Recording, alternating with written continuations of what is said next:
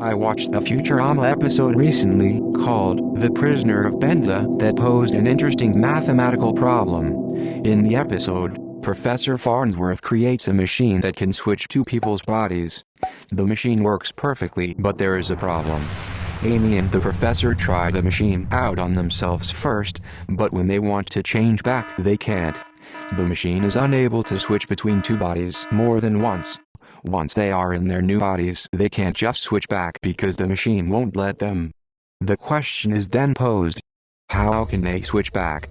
And also, how many extra bodies will they need to make the transfer? Even the professor has a tough time solving the problem, and all his attempts to fix it lead to hilarious results, as the number of mismatched bodies adds up. Can you figure out the solution? At first I thought that the answer was simple and should work with only one additional character. But it is not that simple. Using only 3 characters, once the first switch is made between Amy and the professor, there is only one body left to switch to, and that leaves 2 characters in the wrong bodies. So how many bodies do you need? I tried it with 5 bodies and it worked, but only with a lot of moves. I wanted a more efficient method, and so I tried it again with 4 bodies only. This proved to be a lot simpler, and I could switch each character to their original body in just 6 switches in the professor's machine. The solution is like this.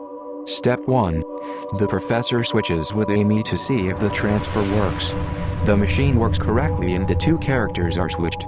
Once again they cannot switch back directly because the machine does not allow it. We need 2 additional characters.